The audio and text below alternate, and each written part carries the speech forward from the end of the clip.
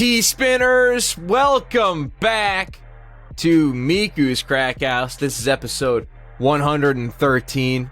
I'm your host, as always, Sam Kingma, and joining me is my best friend and co-host, Myles J. Myles, we actually have stuff to talk about for once this week. I wrote down a list on physical paper of things to write down, so we're in for the worst episode somehow. Somehow this is gonna be the worst episode we've ever done, even though we prepared. It'll be great. But before we get into your topics, and I actually did stuff this week too. Shockingly, we both have just stuff we did, Look out, world, watch out. The crackheads got out of the house, No, we didn't. I need to issue an apology for last week's show because Riverside once again, my villain. We always talk about Myles' rogues gallery on the show. What about Sam Kingma's villains? Well, here we fucking go. Here's one of them, Riverside, becoming my Joker to my Batman. They just totally fucked up Myles' video on the last episode of Crackhouse. It just never finished processing for some fucking reason. And they're like, it just didn't do it. And I sent him a fucking email, and I said on the Riverside support, and just being like, what's the situation here? Like, we waited for it to upload. I left it on just on for like 2 days. Yeah, I watched it. It was on. We recorded. So I ended up, thankfully, I had the backup audio, and the backup audio was great.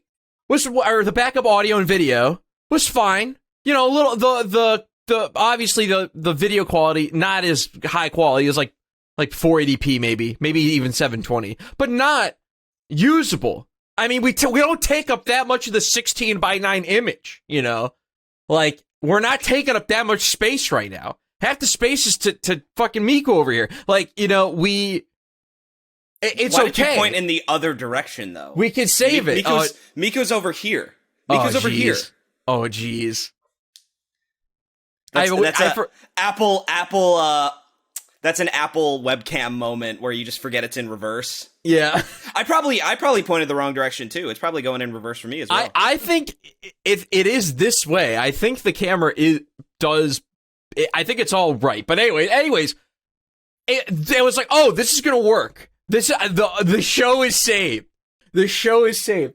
Well, for some ungodly reason, for some devilish reason, when I would put Myles' audio into Audition, it would just desync from the video. The second it entered Audition, it would desync. And I said, well, I got two options. Myles can have mid-ass audio for this 2.5 hour show, and it's synced up properly on video. Or I added the audio on Audition and just fucking freeball it and just try to get it close enough. I did the latter.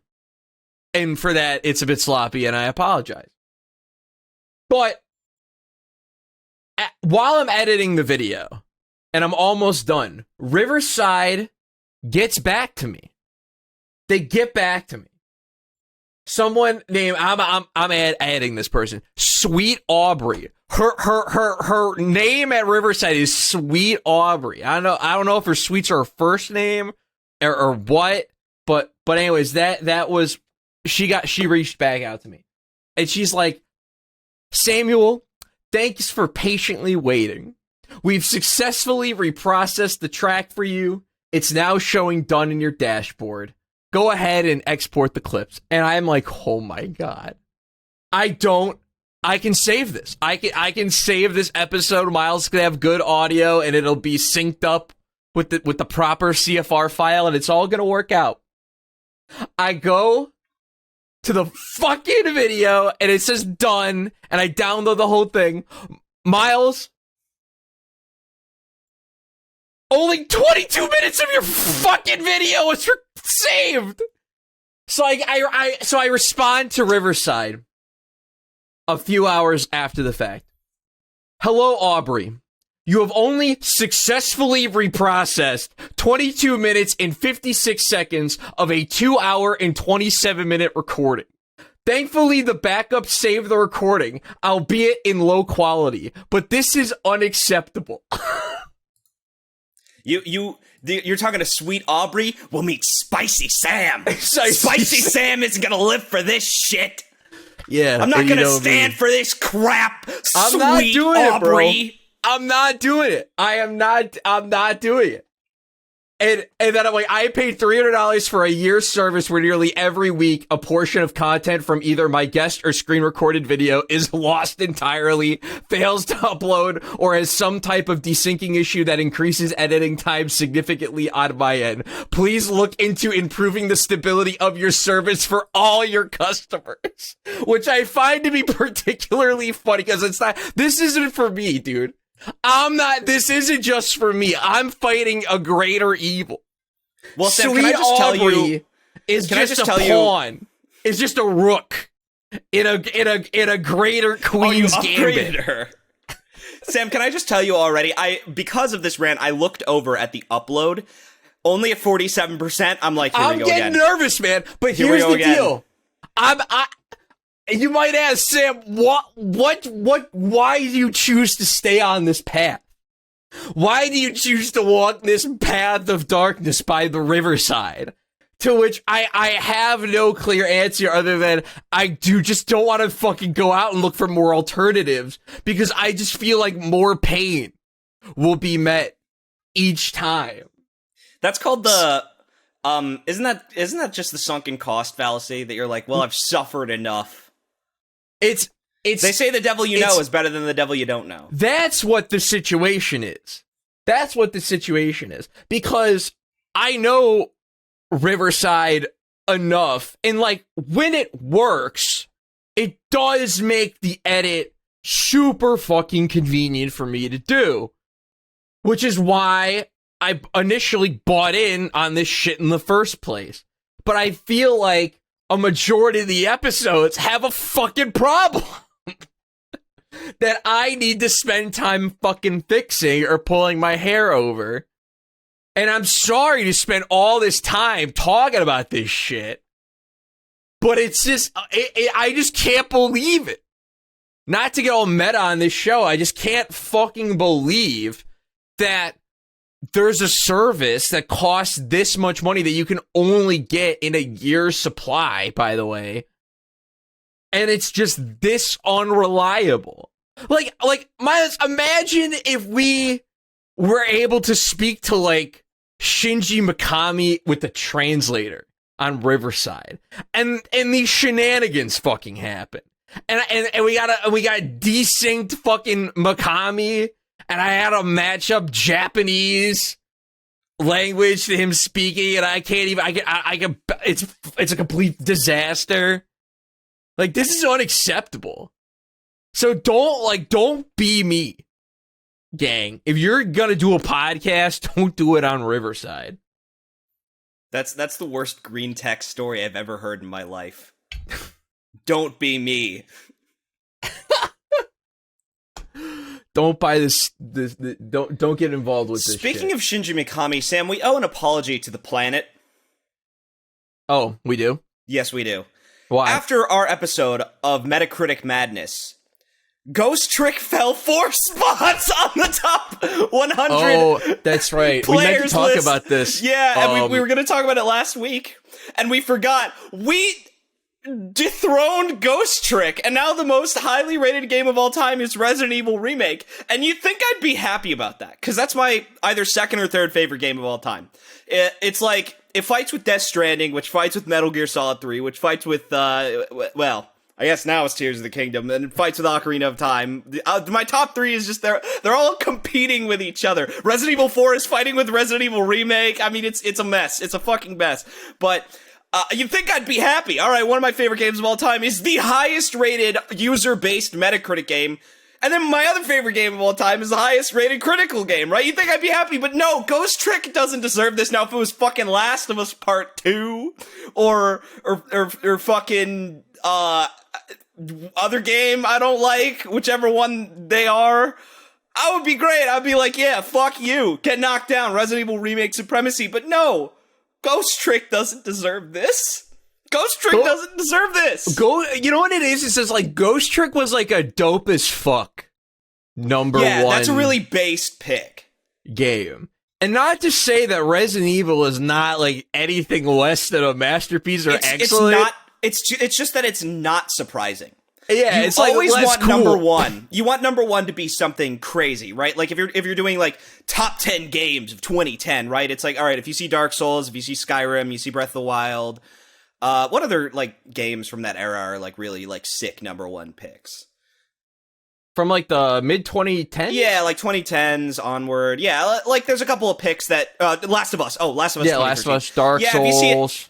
I already said Dark Souls. Oh, sorry. So it's like, yeah, if you see any of those in the number one, you're like, I mean, yeah, it's deserved. You know, it's deserved. But like, if you see like Catherine or like Sonic Generations, you know, see that's just like crazy. That's yeah, just you're like, I don't disagree. That game fucking owns, but like, that's the one, huh? All right. I'm for it. Like, there's a lot of 2010 games that like, if I saw Bloodborne as the number one game of the 2010s, I'd be like, oh, yeah, that makes sense. But like, so if someone fucking hits you with like Mark of the Ninja or something like, yeah, Hotline Miami. Actually, Hotline Miami is probably that'd be awesome. Yeah. Hotline Miami is probably on the more typical side. That's a really acclaimed one. I gotta be honest, I don't know, dude. I feel like Hotline Miami is like kind of lost a lot of its like reverence over the years. Not that people like dislike the game or anything. People just don't play it anymore.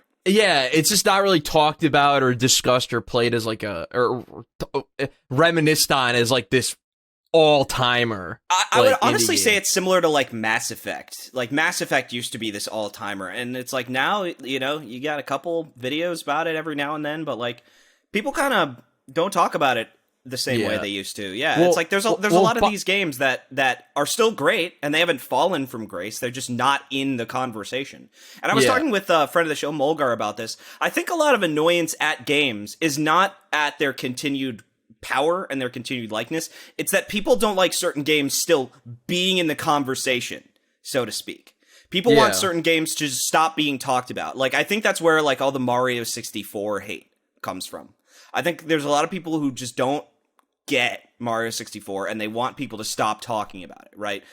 Because they personally don't like it and they don't want to have to hear about how great it is because they don't like the game that much, you know? And they would just do fucking anything to get people to stop talking about it. And I think that's the real, like, reason that there's a lot of these contrarian takes on a lot of games that we care about, you know? And, like, I think it's sadly the inevitable fate of a ton of games. I genuinely, truly believe the next generation of FromSoft game fans who grew up on Bloodborne and Elden Ring, right? They are going to be leading the charge when Dark Souls is still relevant on, guys, can we just stop talking about Dark Souls? Elden Ring is just better. Bloodborne's just better. Can we just stop? Oh, no, dude. I'm not going to be able to handle the Bloodborne is just better shit. And you know I'm right, Sam. I like this. I know it hurts to think about, but you know I'm right. You know I'm right, Sam, that the Bloodborne... And by the way, Sam, it's kind of already happening because, like, Bloodborne is this like evangelized. Well, you know why? You know why? Because it's not on PC, Sam. It's not on PC. It's a Sony exclusive. Sony exclusive, baby. No one can down talk it. Not enough people can play Bloodborne and say, I disagree. Bloodborne can be this mythic game, like another game that used to be locked to a certain console that not enough people played. It was a little game called Ghost Trick. That's how games stay legendary. That's why Resident Evil Remake was so legendary for so long. It was this, like, trapped, beautiful gem on a failed console. Dude, can I give you a great fucking example of this? Sonic CD, dude. Sonic CD in the mid to late 2000s as a Sonic fan was considered, like, the fucking best game. You know why? Because it was really hard to fucking play. You either need to own it on PC own the original Sega CD version Lamau or the GameCube port, which is how I played it initially. It wasn't until the excellent remaster from Christian Whitehead in 2011 on XBLA and PS3, PlayStation Network, and also PC and phones that like everyone actually got to like play Sonic CD. And despite that being a way far superior version of the game than its original and GameCube versions, fixing like collision issues and stuff, people just kind of were able to really, a lot of people were able to really put their eyes on it and really look. It's like, oh man, like this level design is a little whack. I mean, I like it, but it's not typical Sonic level design. You had more voices that didn't agree. Yeah, exactly. That or that couldn't disagree because they couldn't play it, so they'd just be like, okay. Yeah. All right. Well, yes. Yeah. I mean, everyone likes this one. I guess I'll try it. Yeah. I mean, I do think that to an extent, multi-console, multi-plat, whatever. Because you look at like the Elden Ring scores, right, for various consoles, and like PS5, I think is the lowest rated version of Elden Ring, right? Like, with the user base, because it probably has the largest user base, and probably has the largest user base of people who had Souls gas the fuck up for them for years, and then they play it and they're like, what the fuck? Or there's Souls fans who think the game's a disappointment because it's easier or whatever. Like, a lot of like diehard Souls guys don't like the game. Exactly, but or Myles too, in the case of Elden Ring specifically, people who don't play video games but heard about this fucking game from either watching people play it online or from just hearing how crazy good it is, because that's what the fucking talk was for like 2 fucking months. And like people I know who don't play video games bought Elden Ring. Oh, yeah. And did all of them stick with it? No. Well, they bought it. They played it. I mean, I think it's a case of like, but when you go to the Metacritic rating, that's a very specific emotion, true, right? Very true. Because I didn't finish Elden Ring. Ironically enough, Tears of the Kingdom makes me want to replay Elden Ring just to like see if I was like, because I think I think I'm too hard on the game, but I also just think it's not my speed. Like, I think what a lot of people felt about, Breath of the Wild, where it's like, oh, to me, Zelda is dungeons, you're an idiot. But, to me, I kind of realized, like, yeah, you know what? I think I like the 3D level design of Souls too much. I like the trapped in fucking Blight Town too much, right? Like, that's what I like. And so kind of, like, I was like, oh, when you just put this combat in the field, it's not the same vibe. It's just not the same like do or die survival horror style grit of like, I'm here and I either win or I don't. Like, and Elden Ring's not trying to be that, but yeah, but like it turns out that wasn't my jam. But like I'm kind of interested in seeing like, well, maybe I'm more accepting of like a more combat-oriented open-world experience, because like Tears of the Kingdom is very combat-oriented, all things considered. Like the amount, especially the amount of random spawns towards the end of the game, like you're fighting constantly. It's kind of sick as fuck. So I'm kind of like considering checking it out again. But like every time I do, right? Every time I do, I'll kind of always see like the Steam reviews, right? Steam reviews are always very positive. But then in my obsession with Metacritic, I always am interested in seeing like the Metacritic reviews, and the game's like constantly like gone down in votes. It's really interesting. It's at like a 7.6 or something crazy, like something really low, like for Elden Ring. People with Elden Ring, because I kind of went through this, I just feel like now that they have some distance from the game, they're able to like reflect back on the experience, and just some elements of it like are maybe just on reflection or maybe even replay just aren't as strong. I think the problem is that the game, not that anything's particularly like weak or totally shitty or anything like that, or like outright bad. It's just like, games are made up of weak and solid and strong elements. You know, I mean, I think it's an issue of like that game kind of really has the discovery phase and the build phase, and I think if you're not really able to get into the build phase, which I personally am not, I'm not built like that, like just to think about like min-maxing, and especially to like kind of memorize the locations of things, like, which is where like Tears of the Kingdom for me, I'm kind of already like, all right, next playthrough, what's the limitations? What's the challenge run? Because like that game is challenge runnable, and especially with the amount of like vehicles and shit that you can build. Like, if you're not relying on weapons, it's like, all right, great, beam emitters are going to be really important because I need constant damage to make up for the fact that, like, I'm not using the best weapons or whatever, right? I guess I'll knock out Tears of the Kingdom real quick. Yeah, you beat it, right? I did finish the game, Sam. Was the ending good, or did it pull a Game of Thrones on you? Well, so I want to talk about 3 things that are funny, like, in particular. I don't want to talk too much about the ending, because this is a spoiler, and a lot of my friends are still working through it. But I want to talk about 3, like, really funny, like, observations that I had. So first of all, I have never finished a game, looked at my playtime, saw that it was 230 hours, and said to myself, let's run it back. Oh, right the fuck away when I finished the game, I said, let's run it back. I have... Dude, that's so 15, long, bro. I had 15 shrines that I had to find. I have one part of the map I didn't even explore. The game's been out for 3 weeks. And I'm already sitting here, and I'm like, why don't we run it back? I got furloughed, Sam. I got nothing else to do. I got furloughed. Oh, man. So I'm already like, all right, the challenge run is... my challenge run that I want to do, because I personally was dissatisfied with how long weapons stuck around. Durability in Tears of the Kingdom works like this. You have your base durability, and then all fusions add 25 points of durability to whatever you fuse it to. Just flat, regardless of what it is? It depends. The weapons will add their existing durability onto the other weapon. So you probably don't want to be doing weapon-to-weapon fusion unless it's like a Royal Broadsword, which has like, that's got really great durability. But like object fusion is 25 per each and every item, which I think is a good idea because it basically keeps every item relevant throughout the game. Yeah. And so, like, the base of the weapon is more important than the fusion. The fusion itself will kind of always give you the exact same payout, right? Okay. So the base is what really matters. And I'm kind of like... But the problem is that a lot of the base weapons, they have this really good durability, and I want that shit to break. So I'm doing a playthrough where I only get weapons from the depths. So, like, the star weapons that don't have decay on them. Any weapons that I'm allowed to use on the surface have to be wood or rusty.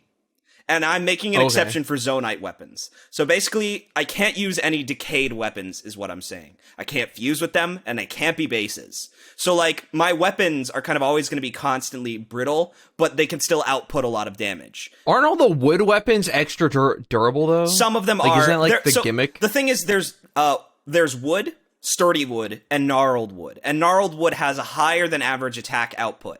So you kind of already get the experience of, like...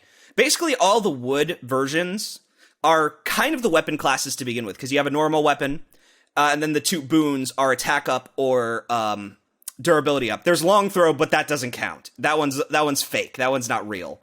And so, like, basically using only the wooden weapons, you kind of get the same experience of, like, the base weapons, but then you also you can go underground and get the intact weapons, and those give you the perks, right? But limiting the ability to get the perks kind of makes it more interesting, where it's like, okay, if I'm doing a hard part, I gotta scour the depths, and I gotta see if I can find some good weapons around here. Oh, okay. And I'm probably not gonna do fast travel, which I might renege on for visiting Hetsu, because that would just be a nightmare otherwise, to, like, always have to go back to the Lost Woods, but, otherwise, like, I'm considering just doing this nice challenge run, and, like, that's really gonna put some emphasis on, you're gonna build a lot of shit. You're going to build a lot of shit because you are going to be missing damage if you're not having constant lasers on everything. You're going to be using more of the Zonai weapons and tools as part of fusions, right? And shit's going to be breaking more often. So you can't just...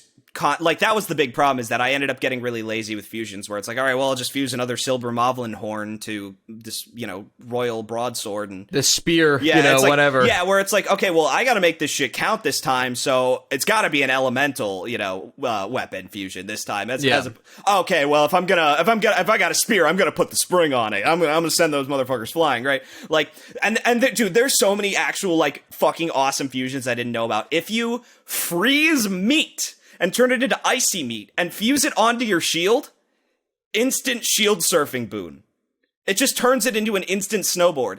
If you fuse the wing to a shield, your shield surf jump gets you high enough to enter bullet time. It actually extends the height of the jump if you fuse it. So, like, the wing shield is, like, objectively the best shield for combat. Dope. Yeah, and there's one other. Oh, yeah, mushrooms. Fusing a mushroom onto a shield will cause an automatic disarm on parry. It doesn't matter how strong the weapon is or how weak the shield is.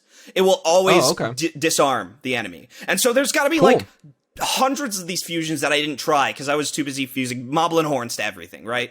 So, like, that's why I want to do this challenge, where when shit breaks, I'm constantly running through my resources, and at points I might not even have enough to be like, all right, well, I don't have any more silver moblin horns. I fused them all. And then the other thing is I'm also not allowing myself to have anything other than the old wooden bow, because I think that the arrow fusions end up kind of getting neglected because other bows just are stronger. I'm considering an exception for the Great Eagle Bow because of how limited it is. You need 3 diamonds for that shit. And that's kind of interesting. But otherwise, it's like, all right, only the old wooden bow or the Boko bow. I'm not allowed to use bows that have more strength than this. Because then I have to focus on arrow fusion. So I'm like really trying to do a really challenging run. But, Sam, I finished the game, right? Yeah. And we all know that the Breath of the Wild final boss is okay until the Dark Beast Ganon fight, in which it's terrible. Yeah. Right? Like, so I'm thinking, what are they going to do, right? Everyone complained. What are they going to do? Sam, I'm not going to go so far as to say someone at Nintendo has been playing a lot of Dark Souls. I am going to go so far as to say someone has been playing a lot of Demon's Souls, though. Oh, okay. It's not quite the Dark. It's like a puzzle. It's like a puzzle boss. No. I would actually consider it very. I would say False King of Lant. False King of Lant. Oh, okay. In particular, and you might already know where I'm going with this. Oh, okay. So easy? No. Not well. Yes, it is easy, but hard for the context of the game. Yeah, hard for the context of the game. Yeah. But I also think that False King of Lant, I'm not just picking him because he's the swordsman fight, right? With a couple of combo hits. There is one very specific. Does Ganon steal your heart containers? I will neither confirm nor deny, Sam. Oh, okay. I will neither confirm nor deny. That said, they do. I'm like, all right, well, no one liked the Dark Beast Ganon fight. Are they going to do something similar to that, Sam? They do give it the salty run back. They do give Giant Monster the salty run back. In the field? Kind of. Oh, okay. And Sam... In the air, maybe? Who knows? I will neither confirm nor deny. But, Sam, this actually is the saltiest run back of all time. They were like, oh, you didn't like it last time, huh? How about now? The boss fight at the big, stupid, dumb set piece boss fight at the end of this game is so awesome. And it's so funny because, like, you look at Dark Beast Ganon and you're like, what were you thinking? To be fair, this one is similarly easy, but first of all, you are... Oh, damn, because I was hoping the final boss of the game is Mecha Gleeok. Mecha Gleeok would be great, but that said, Zonite Gleeok. You actually can die in this particular stupid dumb set piece fight, which that's is cool. Yeah. Because there is actually like a... Gotta try. Yeah, there is actually a degree of like you actually have to play the scenario, especially because the horse in the Dark Beast Ganon fight does all the work for you. You're just aiming, right? It's just target practice. Yeah. You actually do have to control things. You actually do have to control stuff.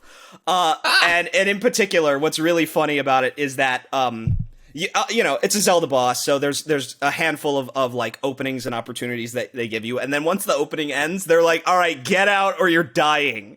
Like, it's really an interesting fight. It's really easy, I have to presume, if you're not me and you only have 3 hearts, but I there was a couple of times where I was like, oh shit, I only got 1 heart left on this stupid fucking set piece. And what's awesome about the game, Sam, is it turns out I just skipped like an entire stupid, like, you know, the stupid treasure chart bit of Wind Waker? Yeah. Yeah, I just skipped that. I just skipped the whole preamble to whatever gets you into the final area of the game, like whatever gets you into the end, like into the real like meat and potatoes. You just walked in? Yeah, I just walked in, and it was the hardest fucking thing I've ever done in my entire life. The circumstances that you have to go through if you just, and by the way, I assume that this was intentional. I didn't realize there was a quest line that made this easier, but I braved the elements till my eyeballs were strained. And you might understand what I mean if you try the same thing. But Sam, I literally was at multiple times saying, this can't be intentional. This is too hard on my eyes. There is no way that they meant this. But I did it anyway, and it was fucking awesome. So, like, I love the fact that, like, if you're a nerd and you want your classic Zelda experience, right? Like, all right, well, I do want to have my time wasted and be told where to go, and then go there, and then have to solve a bunch of puzzles. Yeah, you can do that. You can also just walk right the fuck up to everything, and it's great. Oh, fucking awesome, dude. Yeah, so all you nerds who want your Zelda back, you got it back, but all us fucking chads who don't want our fucking time wasted on Triforce pieces, yeah, we just skip that shit. And it's fun. It was fun as fuck, too. It was the hardest thing I've ever fucking done, navigationally speaking, but it was really fun. Final boss is great. Final boss set piece is great. The final area, I will say, is basically Kiln of the First Flame, which is really funny. But with better enemy placement. Wait, you tell me you don't like the 5 Black Knights that are just there? Sam, without exaggeration, the final, like, segment, the last little chunk to get to the end of the game, I was actually like, there's not enough room. There's not enough room for me to stand. Like, because there's so much gloom. There's so much gloom everywhere, and you are fighting for scraps of land that you can stand on. It is so good. It is so good. Awesome. Yeah, no, like, so this game has some balls. I like it. It's not Dark Souls hard. I'm definitely not gonna. It's definitely not there. But like, they're kind of going as good challenge. I feel like fair challenge. Oh yeah, no, they're going about as close as they can for Nintendo and for an E10 game. And speaking of E10 games, Sam, the ending is great. It's a little safe. The ending's a little safe. Like, I want my heart ripped out, like ending of Ocarina of Time, where it's like you see Mito and King Zora, and they're just fucking sad because their daughter and best friend, respectively, are just dead. And they're just never coming back. And even though everyone's celebrating in Hyrule, they're just sad because they had a permanent loss forever. Like, just the little bittersweetness. There's a scene in Majora's Mask where, like, the Deku Butler is crying over his son's grave. Well, grave. Yeah, like, just little things like that. The end of Wind Waker is also very bittersweet, where the king drowns. And, like, I was kind of hoping that they would have a little bit more stones than just the kind of very happy ending that we get. But also considering what everyone goes through in the game, I kind of understand why. Everyone fucking suffers so much. And this is the stupidest thought I've ever had.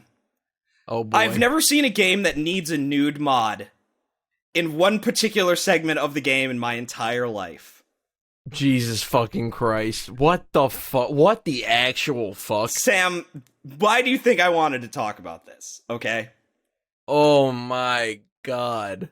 I have never seen a game that needs... I'll bite. What scene? What scene? It's the fucking final... Not the literal final cutscene. There's a true ending. And the true ending, by the way, is actually worth getting, unlike in fucking Breath of the Wild, where it's a 10-second cutscene. The true ending in this one actually, like, resolves, like, the story in a big way. Okay. But, yeah, it's like the final, like, moments of input. Like, the leading into the last input of the game. Which, by the way, the last input of the game kind of fucking rules. There's a fake out one, and then there's a real one, and it's great. But the final, like, input of the game is, like, so Studio Ghibli and so awesome. But press A to hold hands. Yeah, like something like that, right? Like, but I've truly never seen a game that needed, like, a Dai Gurren Lagann, or not Dai Gurren, Dai Gurren Lagann, like, where, like, they're all naked at the end, like, Simone is shirtless and Nia is completely naked. Like, I'm just sitting there like, Link and Zelda need to be naked in this scene. And it's not horniness, Sam. It's art. It's tasteful, artistic nudity that this scene needs. Now let me ask, like, if this scene were to hypothetically get this nude mod, would it be particularly like titillating nudeness? No, it would be. Is it all like shot like shoulder up? So no, it's I mean just, you'd see their junk and you'd see Zelda's nipples, like, but I'm talking biblical Adam and Eve-esque nudity, first man, first woman nudity. I'm talking Japanese. Okay, so maybe like a leaf or whatever. I'd be happy with a leaf. Crotch region. I'd be happy with a leaf over the crotch, but like I'm talking tasteful Japanese purity nudity. The nudity of like those old paintings. Yes, the ukiyo-e and wood blocks. I'm talking classic Japanese celestial nudity. That's what the finale of Tears of the Kingdom needed, and we did not get that. Link wears his pants in the final scene, and now is he? It's only pants. Okay, so the implied... Yes. They are as, like, that's why I was thinking they need to be naked in this scene. Because, like, the visual illusion of what they're going for is clearly there. But Link's gotta be wearing pants, man. And he can't be in his boxers, because that's too funny. It's too funny if he's in his boxers, even though they could have done that. But that would have just been weird and stupid. So they gotta be fucking naked. I'll accept a fig leaf over Link's massive dong, because I'm sorry, I know everyone's like, oh, he's such a twink, no, Link is hung like a fucking horse, I'm sorry to tell you. Link's got 14 inches of pure raw. Bruh, he can't wield the Master Sword for nothing, I'm just saying. Did you see recently that Polygon tried to argue that Zelink is, like, homophobic, and that Link is a trans icon? Like, can we just... No, I don't think about Polygon anymore. No one should, Sam. But someone brought this attention to me because people, I think they just hate me. Dude, you're surrounded by people who just want to get your goat on all sides. Because, you know what? Because this whole show is getting my goat. I think people just want reenactments of the show all the time. It's annoying. But yeah, Sam, I finished one long journey, and I'm going to start another one, but this is a segue, so just pretend I'm not going to do that. But you started a new journey, Sam. A journey to conquer the streets. The streets. Oh, man. Myles, we gotta talk. We gotta have serious talk right now. Myles, how many firstborns do I have to sacrifice to get you to play Street Fighter? Oh, none. I would love to play Street Fighter 6 with you. Because this game is so fucking sick, man. It's so fucking good, dude. I have about 10 hours so far. I've played about probably like 3.5 hours of World Tour, and the rest has been just like online in the Battle Hub. Oh my, it's so sad because a lot of what makes this game really great and really special is because so many fucking modern, high quality, AAA $60 releases totally fail at having just like everything there at launch. But fucking finally we got one. We got a fucking fighting game for fucking gamers. We got a fucking fighting game for people who like video games, Like, not only is the actual fighting in the game kick ass and super, in my opinion, superior to what was in SF5 in almost every way, but it's also presented with the Battle Hub really excellently. Not only is it a great like aesthetic and it's just fun to be in, you get matches so fucking fast. And I know this is the start of we're in the early era, so there's a lot of people playing, but it is very easy. You press one button, you turn on ranked or casual, and you just wait or walk around or do whatever you want to do until a match pops, and you don't gotta wait long. And the fucking netcode's really fucking good because they didn't have to like fix it on top of broken ass shit at the core like Street Fighter 5, which is why the netcode there never got fully fixed. So now with the fresh fucking new shit, it fucking works great. And I think the single player content's really fucking fun. And it's great that it's here, and it kind of a genre changing game, Myles. So yeah, so I'm 4-star bronze right now. My boy Ken. We're gonna work our way up. He's got a couple new moves now. He's got some Rekkas. off of a new quarter circle forward like kick input, where he can either do a low overhead or just like another heavy kick, which I need to incorporate more into his game plan. But yeah, dude, I'm like obsessed with this game. Like I think about it all the time. I play it basically every day. Shout out my buddy Bryce Cross. He's been streaming it on his Twitch channel, and I've been playing with him too almost every day as well, just running matches late into the night. And yeah, you got to get in on this, man. You got to get in on this. This is it, man. This is fucking it, dude. You don't have to sell me on this. I'm actually interested in Street Fighter 6. And also, everyone I know is interested in Street Fighter 6, so that's a good incentive to play it as well. Yeah, so you can play with everyone. And I just feel like this is the first time, Myles, in a while where I played a multiplayer game where I truly felt a sense of like real community in the game. Because so many multiplayer games, because they've been so fucking esports competitive focused, have just gotten so fucking crazy, like sweaty and toxic, that their fucking solution was just to like not have public chatting or public lobbies or anything like that. But to actually go to the battle hub and see a bunch of people with their avatars like walking and running around and seeing all the cool character designs / monstrosities people make, and having a like a chat, like a text chat, like an MMO text chat in the corner, and like a very easy way to like reach out to people's profiles and like friend them and stuff. It feels like, oh wow, like this is actually like cool. This reminds me of a better time. You know what this reminds me of, Sam? The time that we particularly share. The Xenoverse time? Oh yeah, dude. This could be it again.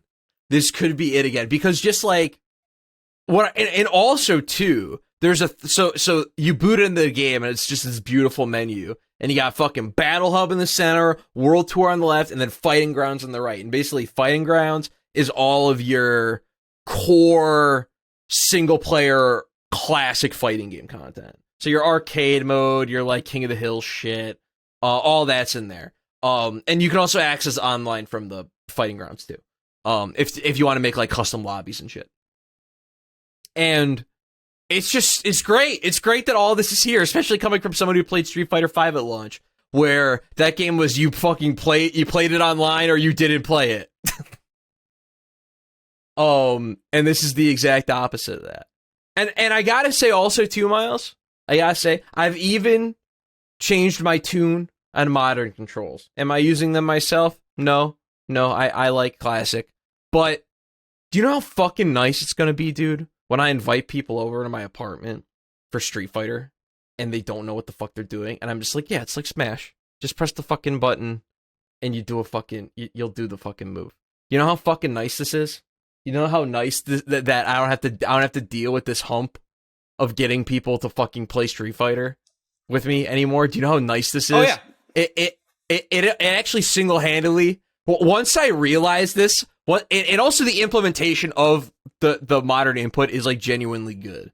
I think having the damage reduction of 20% on special moves, but if you do the actual motion input, you don't get that reduction, is really fucking smart. Because it'll encourage people who are playing on modern, if they want to improve, to do the fucking motion input so they get better damage. And then once they learn the motion inputs, it's just only a matter of them realizing that they can switch, because the only reason they were playing on modern to begin with was because of the fucking motion inputs. And there is some like basic light auto combo shit, but it's like 3-hit, 4-hit stuff that's not super optimal.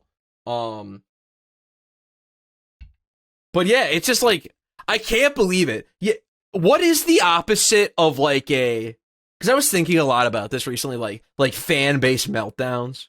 Because I find fan-based meltdowns really fucking awesome. Like just I enjoyed the Redfall. Yeah, I enjoyed watching the ImSim people melt over Redfall. Yeah, like that ImSim meltdown, for me it was like Xbox fan-based, like total meltdown. A week and a half ago, or 2 weeks ago or whatever, when the Sony showcase happened, like all the fucking ponies were having a complete meltdown. Street Fighter 6 is like whatever the opposite of a fan-based meltdown is. Like it's it's just like it feels like everyone is so fucking happy with this game. Like, it's reviewing extremely well. It's like people who are high level Street Fighter players, pro fighting game players are really digging the game and are really enjoying it. It's connecting with casual people, not only through the modern controls, but also through a actual legitimate single player campaign with meaty content that does get you to engage with the Street Fighter mechanics and teach you the basics of like how it works and how to play. Through the content. It's good. It's just fucking good.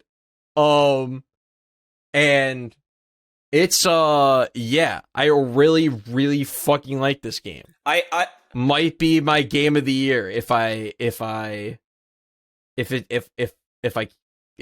this keeps up. I gotta again SeaWorld tour mode through the end. I want to play through like the arcade mode and see like if there's like endings or anything for any of the characters. And I want to get better too. I want to try to get to like silver and gold and all that. Rank my way up. But yeah, this is it, dude. This is the fucking fighting game for you, man. I'm telling you. Here's the thing. I like fighting games. The problem is just that I'm such a Scrooge and a miser with my time. Like, I have to be like at someone's house if I'm going to be playing a fighting game. But like, I like Skullgirls. I think the big problem is I just need a new fight stick. My other fight stick is unfortunately in the rubble of Los Angeles. You can play on pad. It's fine. Controller is totally okay. You don't have to play on a fight stick. What did you just fucking say to me, Sam? It's like if I went to a Japanese restaurant and you're like, oh, you can use a fork. It's like, yeah, I can use a fork. I'm not going to use a fork because I am not a fucking tourist, Sam. But there's no reason to like do to. It's so you don't have to do it. This is not like a I'm playing fucking Doom or whatever with a keyboard and mouse versus Doom on a controller where there's clear advantages to using the keyboard and mouse that are just completely, totally objective. Fighting games don't work like that, especially modern generation games. It's the principle. As I said, a fork and a chopstick. I'm equally adept at both. If I'm in a fucking Chinese, Japanese, Korean restaurant, whatever, Asian fusion kitchen, Sam, I'm not going to be using a fork because you know what happens when I use a fork? I feel like Lilo and Stitch when she's talking about feeding the trout. I've never seen that movie. I'm sorry. It's fine. There's a great monologue that she has. It's the first fucking words out of her mouth where she explains that she just got out of the ocean and started dancing at her hula class and all the girls trip. And he's like, "Why are you wet?" Which he's asking that innocuously. An adult asking why a young girl is wet is means a lot nowadays in this era of everyone thinking everyone's a pedophile, in this era of Jimmy Fuego and Johnny Mango out on the hunt. Yeah, Johnny Fuego. Anyways, enough about Mango and Fuego. So basically, I gotta. You don't need to do this for this genre. I understand the principle, the sentiment. And here's the thing, Sam. I also just want to play other fighting games. I've had Tekken 7 in my fucking library forever. I've played a lot of Tekken. Like, I'd like to play more. I've got Skullgirls to play. It's like I just need another fight stick, and like it's not like I don't use it's not like I've never used a fight stick. The problem is that my fight stick is in a pile of rubble in a destroyed city. Like I just need another one because unfortunately mine is probably full of termites and thermite and. Now would you consider like a hitbox at all, or you need a joystick? I prefer a joystick. I mean, I don't have a problem with a hitbox per se, but like I like using a joystick personally. Just because, like, you also have to understand, when I was growing up, I had an emulated arcade machine that had Street Fighter 2 on it, and so like my muscle memory of Street Fighter 2 is. So all your fighting game. Why did you start with? You should have opened with this. Because I'm like, Myles, what are you? I'm like, you're talking about I'm a fucking tourist. I'm like, Myles, you didn't fucking grow up in the arcades. I didn't grow up playing against, like, real arcade motherfuckers, but, like, I used to play play against my family with... But you played fighting games you grew up playing fighting games on so, like, stick with the Street Fighter I can only envision playing a fighting game with 6 buttons under my fingers. Like... It's just, I don't know, it's just a fucking disconnect. It's a disconnect to imagine playing a fighting game on a fucking controller. I'm just thinking about like the David Lynch, like, if you think you've seen a movie on your fucking telephone. I love the fact that he calls it a telephone. On your fucking telephone. It's such a sadness. If you think that you've played Doom Eternal on a fucking joypad.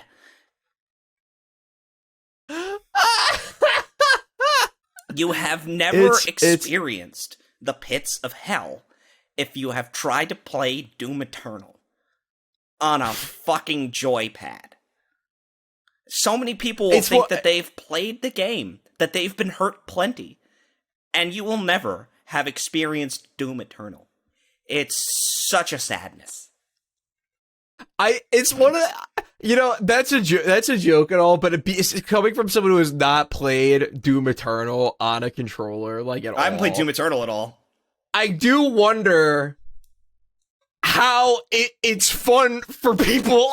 Like, I have a lot of friends like, who I'm are surprised people played it on PS5 and Xbox and, like, had fun. I know a lot of people like, who that's how the only way that they've experienced it. They played it on PS4 in 30 FPS. It's one of those things where it's like, I'm not criticizing, like, you or anything. I'm just, like, shocked you had a good time. Like, because it just seems like, man, are you constantly pausing the game every 2 seconds to switch weapons? To be fair, that's how I Tears play. of the Kingdom meta, baby. Use the pause menu instead of the fucking Dude, wheel scroll. Myles, imagine how much sicker it would be if you could just key it 1 through 9 awesome, or some dude. shit. Dude, being able to weapon switch with keys would be sick. Yeah. It's, that would be fucking awesome. That's what, like, makes, like, the boomer shooter and shit so, like, fun on PC. Is just having instant access to, like, your entire arsenal immediately at any moment without any, a wheel, like, pausing. A fucking wheel. Yeah, and, like, here's the deal: the weapon wheel is a good fucking solution. Absolutely. For a controller. It just does slow the fucking game down. Like, and it just is what it is. Which is why I'm thankful I have a good PC to play first-person shooters on. And other games that are, like, very, that require a lot of, like, inputs or buttons or whatever. But, yeah, no, I like my fighting game on pad. I've definitely played fighting game on arcade stick when I've been at, like, conventions and stuff and they've had, like, cabinets. I'll give it a go. Or when I go to Galloping Ghost, shout out, Brookfield, Illinois, what up? It's a, like, I definitely struggle on cabinet. I would have to, like, actually learn it. Like, I'd have to, like, dedicate some time to, like, learn it. But I don't know. I like my Elite controller, honestly. I like doing motion inputs on the D-pad, even though it hurts my finger after, like, 3 or 4 hours. Yeah, see, I got that nice motion, Sim. Got that nice. Oh, this is horrible form, by the way. You should not hold your arcade I hold stick it the like way this. you're supposed to. But this is a good transition, Sam. This is a good transition into another of my topics on my list. I'm skipping over Tetris, which I can talk about Tetris afterwards. But I do want to see that movie. Is it worth seeing? I liked it. I think it's so. You know what? Okay, I'll get into it now. Sam, have you ever seen Eddie the Eagle? What the fuck? Eddie the Eagle? No. I've never heard of this. It's another Taron Egerton movie, directed by Matt Reeves, who did Kingsman: Secret Service. Or maybe he's just the producer of it. I don't know. It stars Hugh Jackman, but it's a sports film about the famous anomaly, the Olympic anomaly. Eddie, whatever his name is, Eddie Dunbrowski or something. I don't know. Who is Eddie Dunbrowski? Oh, he's the main character of Who Framed Roger Rabbit. Yeah. So Eddie the Eagle was this sort of like anomalous moment in Olympic history. He was the only British like skiing long jumper or whatever it's called. The ski jump. Oh. He was like the only ski jumper in England, and he wasn't a professional athlete, and he never appeared in the Olympics again. but he had a shot because the UK had no representation in this sport. And even though he was a relatively mediocre sports player, he wanted to be a sports star, and so he took his shot, and he had a relatively unimpressive jump, but he became sort of a sensation because he kind of proved to the world, like, yeah, if you want to do it, anyone can do this. Like, yeah, it's kind of it's like that woman from like 2 or 3, like from like 1 or 2 winter Olympic cycles ago. She was in the snowboarding half pipe competition, and she goes down and she like doesn't do any tricks. Like she just goes down the half pipe, and she got in because she wanted to be an Olympic snowboarder. Like that's what she wanted to tell people. So how she got in was she competed in all these competitions to get a shit ton of points, and she realized that if you just don't fall, you like can score super high and place really, really well, enough to qualify for the Olympics. Yeah, so Eddie the Eagle's very similar. But the story of Eddie the Eagle is generally relatively, like, benign, you know? But they wanted to make, like, a really fun, fizzy, colorful sports movie out of it. Like, with a lot of, like, speed ramping and swelling music. Like, it's... What, 90s, 80s, 90s? No, Matt Reeves, this is like a 2000s film. Oh, Eddie the Eagle was an 80s sports star. So obviously there's a lot of like 80s inspired kind of elements to the movie. Like it's basically a classic 80s sports film in the year like 2015 or whatever year it came out in. Oh, okay. And yeah, Matt Reeves is obviously clearly a big fan of like over the top kind of stuff. You can't watch Kingsman and not realize that, but so this Tetris movie is kind of similar to Eddie the Eagle, where it's like a more fun, colorful, sensationalized version of that story. Yeah, of what it in reality is like not that interesting. It's like interesting, but it's like not that special. It's interesting in a legal drama instance because there was 5 different parties all vying to own Tetris, right? It was it would have been more symbolic if it was 4. Well, that's what's really funny, Sam, and I want to talk about this. But yeah, so there's Hank, Henk, not Hank Schrader. Henk. Yeah, Henk.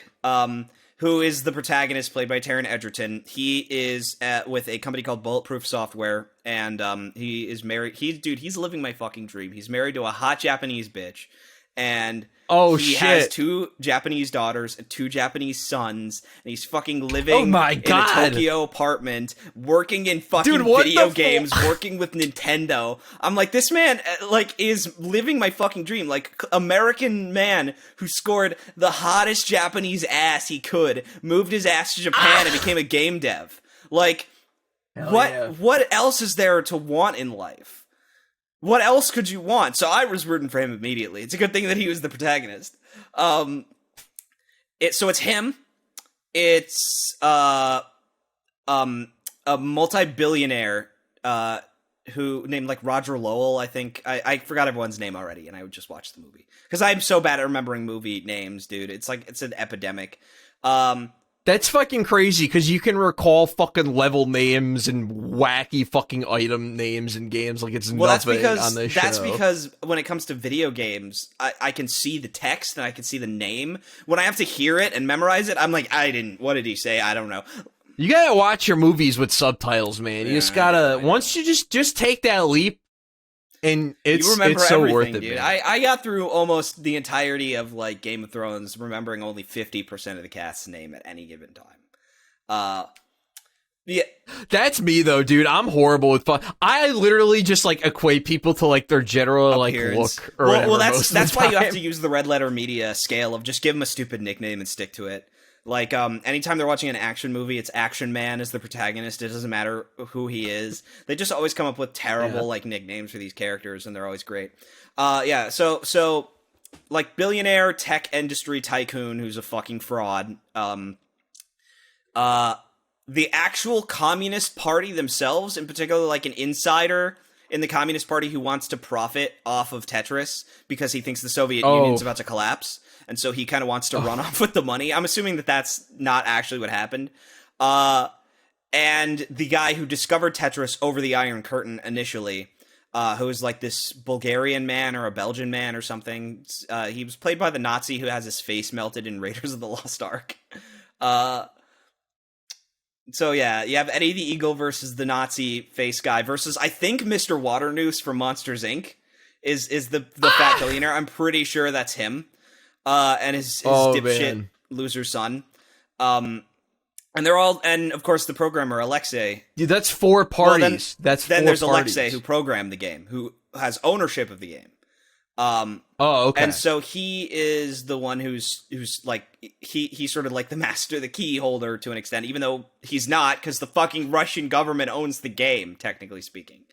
And so it's just like all these people basically vying for the Tetris rights. And obviously all the kind of intrigue and corporate espionage involved that comes with that, right? Yeah. So, and it's an interesting story, obviously. I mean, I'm on its side because it stars Nintendo, baby. But I want to say, so it's a solid movie. I'd give it like a B. It's pretty fun. B minus maybe. Like, not a must see, but it's fucking fun. And it's basically an 80s like movie where like all the Russians are super evil and all the businessmen are super slimy and like. And you have the nice, hardworking American man, like, you know, he's a family man. Like, it's such an 80s, like, script. It's really, and that's what's kind of fun about it. Like, but the two things that need to stop, obviously the 80s music. And what I can say about 80s music that I like is that... Wait a minute, the movie's in the 80s. Yeah, but, like the 80s pop hits, right? Like, okay, the classics, I think there's too many. that everyone knows. There's one moment that gave me pause. I think that Mike Tyson's Punch-Out came in 1987, but I also think it might have come out in 1990. And if it came out in 1990, there's a reference to Punch-Out that is wrong, because it takes place in 1988. But I assume that it's 87. And then, because I think what it is it's 87, and then the Mr. Dream edition of the game is 1990. Dream version is probably 90, yeah. That's what I was thinking, but... That makes sense. So like, what music... is in this movie that was like fucking Jesus it's all good Christ. songs, but it's just like with Ready Player One and Stranger Things, it's like all right, yeah. I'm sick of the 80s. You know, I was thinking about that earlier when you mentioned like that the Eddie the Eagle was filmed the early 2000s. It made me remember 2000s. like it was 20 like late 2000. Oh, 2010s. Yeah, sorry, okay. Continue. I remember it got me reflecting on like the late 2000s, early 2010s, like 90s kid nostalgia shit. Do you remember all that crap? God, what a nightmare. And it's so horrifying because I'm like starting to see it now for all like of our 2000 stuff. Yeah. Like it's like the early 2000s, and I'm even starting to see it for like the like late 2000s. Like I see a lot of just like regular show. Like memes. To be fair about regular show, like that had a mostly like teenage audience, like coming up audience, as opposed to like people who are talking about like My Gym Partner is a Monkey, which like we discussed, like people who think that show is some sort of hot item that you just what a good time you had. Had to be. If you missed this, I feel sorry for you. Man, if you didn't see Cornel and Bernie, I don't know what you were doing. Like Cornel and Bernie's always my go-to of like who liked this show. You know what I mean? If you didn't watch Almost Naked Animals, to be fair, that was also that was also regular show era, like 2010s, Almost Naked Animals. Like that's like if you watched Yakety Yak's a good one, yeah. Cow and Chicken. Cow and Chicken is like top 10 most heinous shows of all time. Dude, it's so funny because you go watch early Cartoon Network bumpers and early era stuff, and it's all these classic shows and Cow and Chicken. Shows that the show no one likes. It's like shows that are so beloved, like even today, Johnny Bravo, Dexter's Lab, Powerpuff Girls, Cow and Chicken. To be fair, Mike Lou and Og is also there. But, like, Mike Lou and Og is just fine. It's just okay. Like, Cow and Chicken is actively a fucking war crime. Mike Lou and Og are like John Cena. You just can't see him. No matter how hard you look, you just can't find him anywhere. Well, you look on the channel, you can't see him. The problem is that Mike Lou and Og, I think, is like partially co-owned by like people who ended up working with Nick. You can kind of see it with like the art style. I think also Mike Lou and Og is kind of a legal thing. I'm not totally sure, but basically it had like 3 creators. And so it's kind of a fucking mess, like everything to do with that show. So maybe Cartoon Network also just it doesn't really like acknowledge it much because it costs them too much to just show Mike on screen. Because that's like a show. Oh, bro, Cramp Twins. I talked about Cramp Twins on when I was talking about like Edgar and Ellen and Ricky Sprocket. Yeah. Oh shit! Like there's no nostalgia for like Ricky, Brandy, and Mr. Whiskers. Dude, which I actually learned Brandy and Mr. Whiskers. The creators of that show are still at it. They made the Ghost and Molly McGee. The Ghost and Jimmy McGill. What's that? What a terrible parody! What a terrible parody idea. Oh man, Ghost and Jimmy McGill. It's just Chuck. Yeah, it's just Chuck's ghost. Dude, I gotta be honest, that would be a good show where Chuck is reincarnated and he has to spend the rest of his life with Jimmy McGill, but it's in an alternate reality where Jimmy doesn't realize reincarnated into my brother who is a lawyer who is above the law. I'm just thinking he is reincarnated, but in an era where Jimmy doesn't know Chuck hates his fucking guts. So it's like Jimmy, like, as this enthusiastic, happy-go-lucky, I'm trying to make it in the law world, like season 1 Jimmy, right? Where obviously he's... Dude, you know what this is Hikaru no Law. Yeah, Hikaru no Law. Is what this is. I'm just thinking, Wait a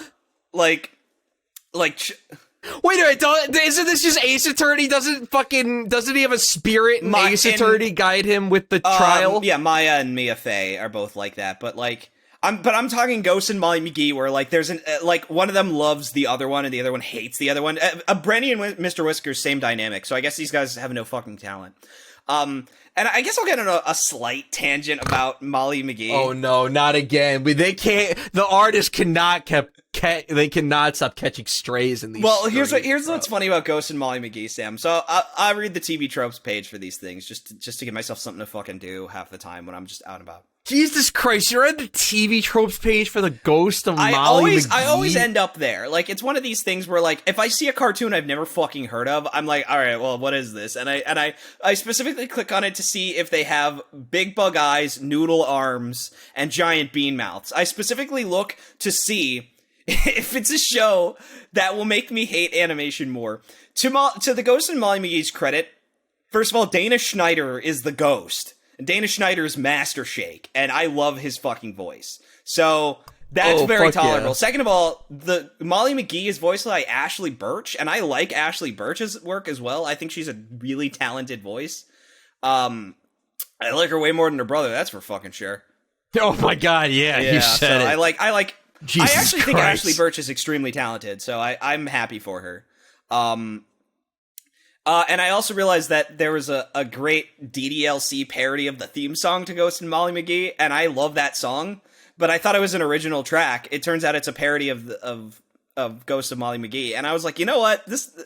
So they got two talents that I like, and they got a good theme song. All right, we'll give it to them. But then I like read the characters and it's like, yeah, he's a fucking Chinese American, Indo-American, whatever, Jewish autistic character. And I'm just like, oh my god. But then I read this one line from the Jewish autistic character, which first of all, come on, why didn't you call? He does like me for real. Well, it's a girl, so unfortunately I hate. Yeah, she just like me for real. But at some point she just says straight up, flat out, because a lot of these shows where it's like a character's like autistic, it's like, oh, I like trains, I love trains, like, I have special interests. Like, she just straight up says like, hey, I'm autistic, I can't do anything but brutal honesty. And I'm like, bro, let's go! Finally, real autistic, like, where she's finally throwing out that, dude.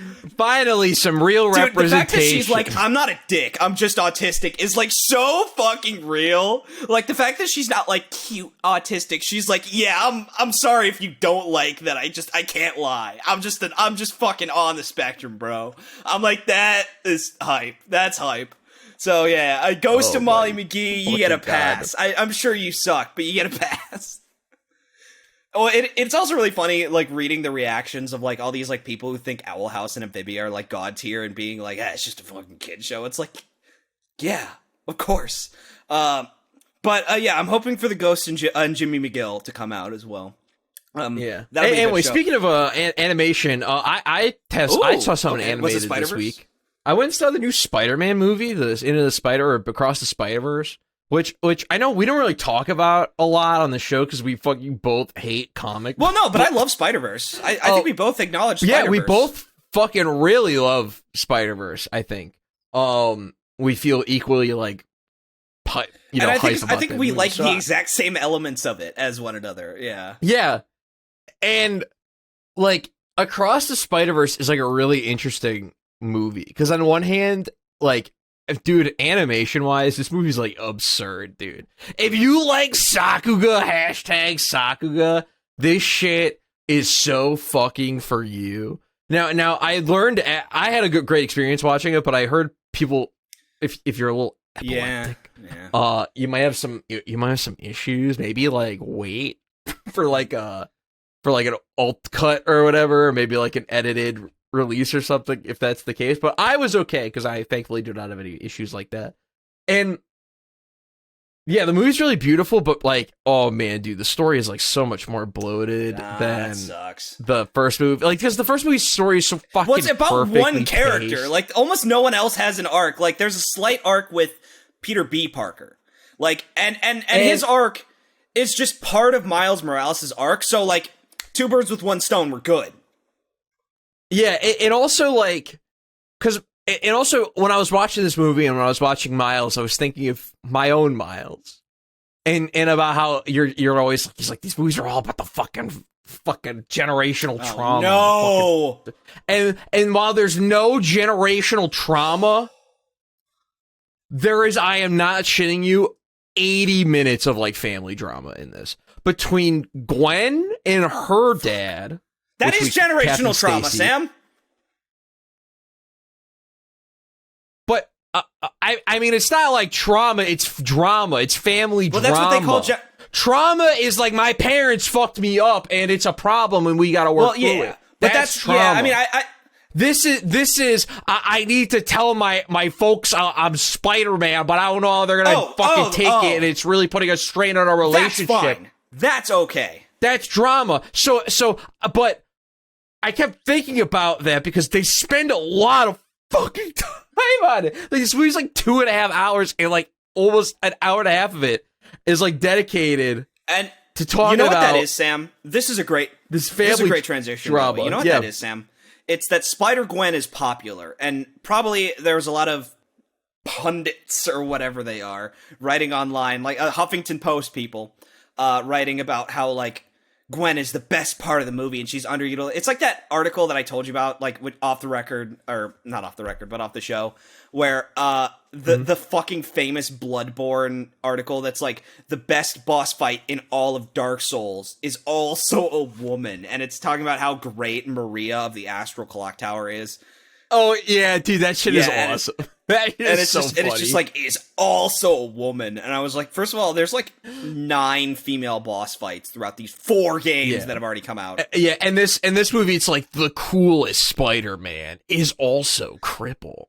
That's and it's kind of because dude, it is pretty sick. I'm sorry, but sick. after part 7, throwing around crutches and part shit. 7, I think that people who are like paralyzed, paraplegic, crippled, wheelchair bound, like differently able, that shit is all based. If they're your main fucking character, blind, like everyone loves a blind hero or a deaf hero. Like, fucking awesome, dude. People without the fucking use of their legs can be badass. Just saying. Yeah. Totally. Fucking, by the way, also shout out Bentley from when Bentley, and by the way, Bentley doesn't start in a wheelchair. No, that's what's awesome. That's what's fucking awesome about it. He's walking normally in Sly 2, and at the end of the game, spoilers, he gets paralyzed and loses his legs, which is sick. It's fucking awesome. Like the fact, like, I'm sorry, but that goes hard. Like when I'm always talking about how like pussy and ballless, guileless, all these like kids things are. Sly went hard. Sly actually did go hard, in like a big way too. Like it's kind of not a surprise that Sucker Punch would kind of come out with like more and more kind of like when you're talking about like Naughty Dog, like the transition from like Naughty Dog with like Crash into Jack 2, where you're like, oh, under new management, huh? It's like, no, Sucker Punch was always like this. Yeah, and also too, speaking of fucking Naughty Dog, great fucking segue back to Across the Spider-Verse. Light spoilers, by the way. Skip 20 seconds if you don't want to hear this.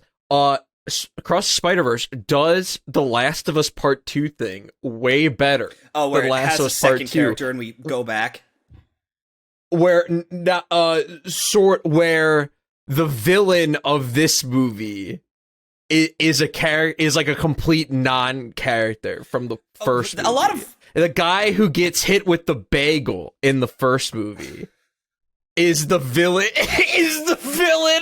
this movie. There's another example that I always bring up. It's No More Heroes 2. The villain of that game is a character that Travis... He's Pizza Butt's son. Pizza Butt Jr.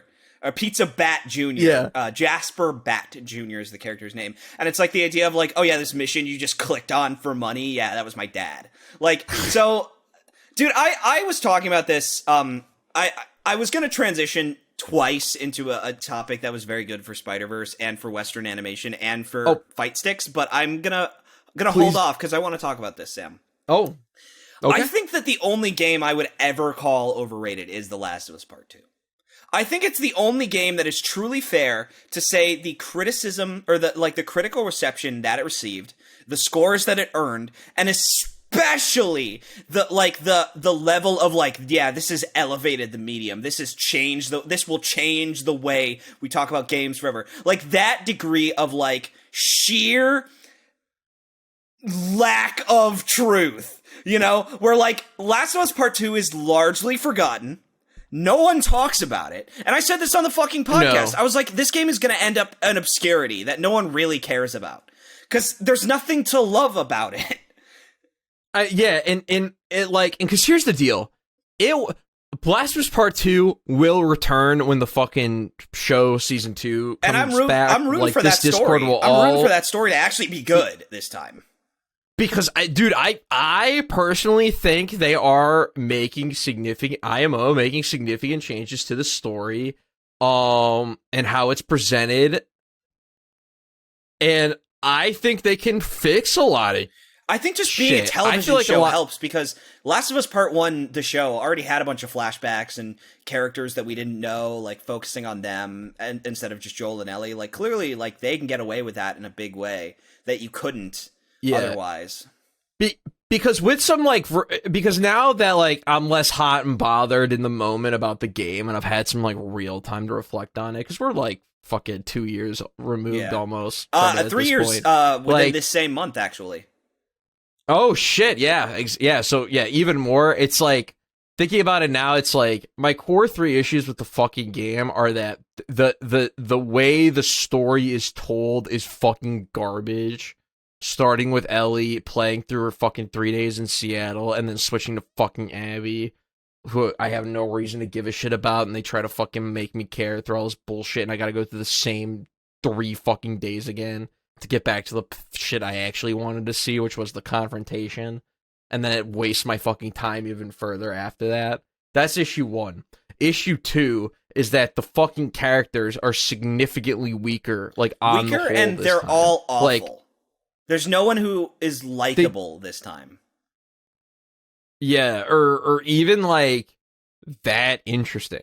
Because like I remember all the fucking side characters from the first game, like Marlene and fucking Tess and Bill and fucking Sam and Henry and like it's and the fucking cannibal guy that David, yeah. Like the fact that I remember his name is good. Riley, I remember Riley, like Riley, of course, from the DLC. Like meanwhile, it's like, do you remember the name of the pregnant girl, Sam? I do remember. I mean, her name was fucking Dina because it's a weird ass name. The one who got I remember about Dina. She's fucking the one who got Jewish stabbed in the belly, and she's pregnant. Like, that one. Yeah. No, you're thinking just of Mel. I was thinking of Mel. You're thinking of Dina, Ellie's girlfriend. Yeah. Well, Dina but is so pregnant. Is Mel. That's what I'm referring to when I'm talking about. If you asked me what her name was, I would not have remembered. Do you remember the name of Abby's love interest? It was like Rick or Owen. something. Like his name is Owen. Mike Owen. Now, what about the racist cartoon that was that was basically Elvis from God Hand?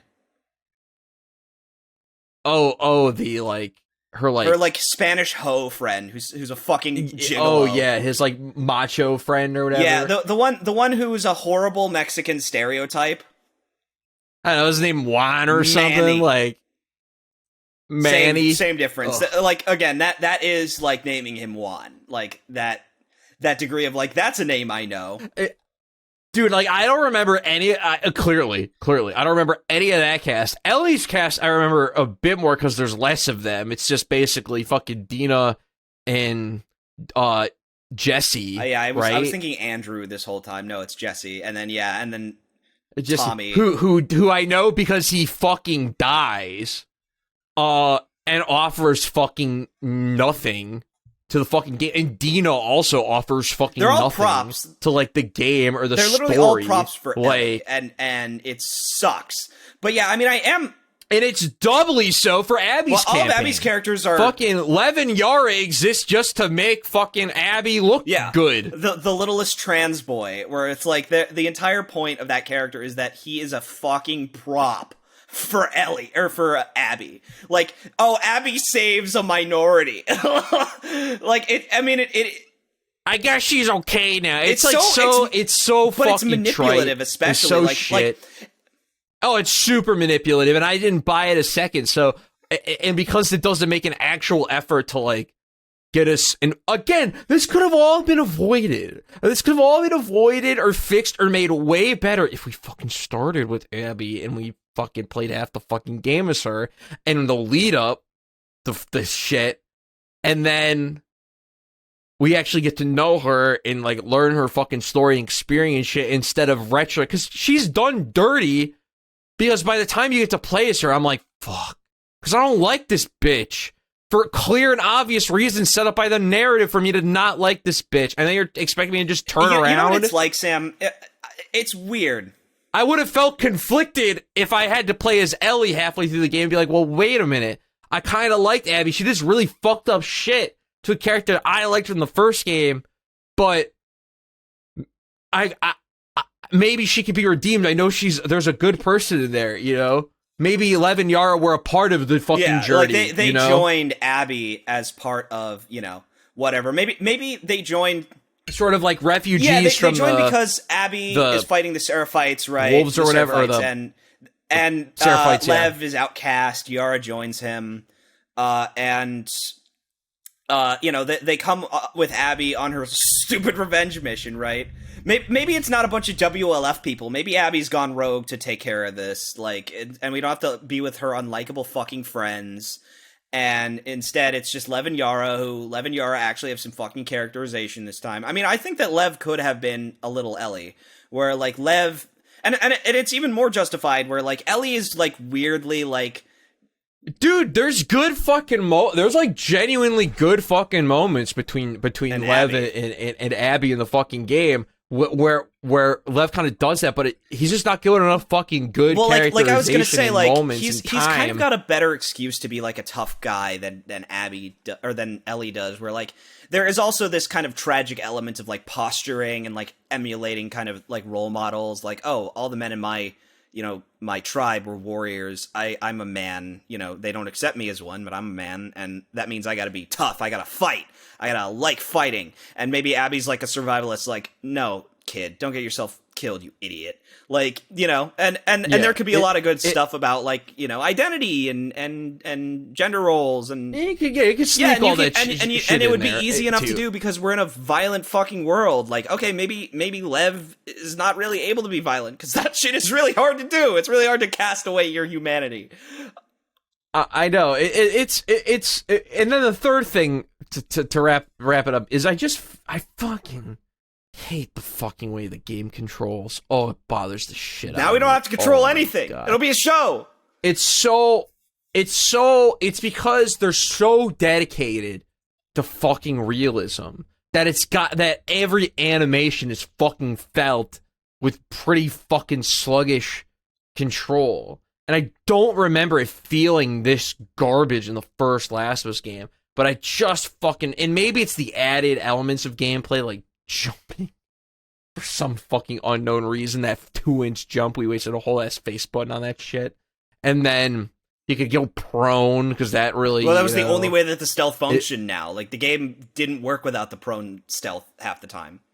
It just, like, felt like garbage, and it felt like you were moving through molasses, like, all time. And also, the game does the shit a lot of these linear story games do, where, like, it like, sort of limits your control, so it's like, oh, you can't put your gun up in this section. You Let can me like, shoot walk. guns in the synagogue! Hey, it's in the synagogue, yeah, exactly, that's where that comes from. Like, let me... like, fucking have fucking... let me just do the shit. Like, let me aim the gun. If you want to lock up the bullets or whatever, it's... sure, do what you gotta do, but, like... oh... like, let me have full control of my character at all time. That shit really fucking bothers me. The fact that the game has a permadeath mode is such a fucking joke. Because if you just die in the permadeath mode... You don't get to run it back. You like, it's not like, okay, you know, you just have to survive all the levels, like, whatever. It's like, you have to sit through all the non-interactive bullshit again. You have to do the fucking snowball fight with the kids again. You have to do the fucking... oh, and by the way, I'm sorry, but a 50-year-old man writing a bunch of teenage girls, it's just, he can't do it. Dude, Dina and Abby are, like, the least believable characters this side of Forspoken, where it's like, where it's like, oh, you really think they're like this, huh? You really think they're like this? Like, even Ellie, to an extent, the Last of Us TV show did such dividends to Ellie, where, like, the actress, whatever her name is, who is from Game of Thrones as well, she is such a believable teenager, and she delivers lines from Abby, or from Ellie, that were, like, believable-ish, and, like, just not kids them up, but, you know, like, they're very youthful, and they sound a lot more sincere coming from her. It sounds more like what teens would say, and it proves that the writing is not the problem. It's just the fact that Ellie is obviously played by a 30-year-old. Yeah, Ashley Johnson just and you know what? Like, I get it. You know, it's hard to work with kids. Like, you luckily that girl is 26. Like, right? Right? Dude, actual legal lolly. I'm just gonna say it. Actual legal lolly in real life. Wow. She is 26 years old. You can tell because her hairline's receding. I'm 26. And your hairline's not receding. No. But hers is. She's got the sickest head of all time, dude. She looks like the fucking keep your hands off Aizuken main character. Oh my god. Ah! Yeah, it's literal 8-head, frog-headed 16 bitch. head. She's a great actress, though. I really like her. Dude, it's so funny when you get to the end of the show, and you could just see Craig Mazin's just contempt for games showing through in his unwillingness to make the last episode good. Like, I was just thinking, like, the last episode at the hospital really needed to be, like, a John Wick-esque seamless action sequence, right? That's because they could pull one off, too. They did it for the first episode. So it just needs to be Joel going fucking nuts and slaughtering this hospital, and it should be over the top, you know? And even if you want to do it more realistically, like, just, I don't know, just do it a little bit, like, I don't know, maybe have him kill 7 guys. Fucking cool, yeah. I don't know, you're the director. Like 7 guys instead of 38, like, I don't know, like... just do something. Just do something besides, like, put it in a shitty montage. Like, literally, the scene of him going through the hospital is a fucking montage over guitar music. It's so awful. It's terrible, dude. It's fucking dog shit. Oh, it's god-awful, dude. The last episode of the show's so, like, lame and toothless and weak. And it's just because, like, it is so funny because it does prove that there are major advantages that The Last of Us game had over The Last of Us show, even though the show on the whole is just better because the best parts of The Last of Us are filmic or televisionic. But, like, the ending doesn't fucking work because you don't play as Ellie in the ending. You just watch them both walking around, so you don't get the literal physical distance and body language that Ellie has while walking with Joel, and you also don't get the shift in perspective where you get to see Joel in a different light as a very different, less sympathetic person. Yeah. It sucks. You said it. Anyways, that's all for this week's episode. If you want to be a true crackhead, head on down to the Discord, where you'll get some exclusive content from this week's show that was cut for because we're going to get stricken off the internet for talking about it. But it'll be available in the Discord when you're done with this episode. Myles, Anything else you wanted to talk about? Any other, like, last-minute topics you wanted to bang on before we get out of here? With the lighting, I'm kind of like a Simpsons character myself.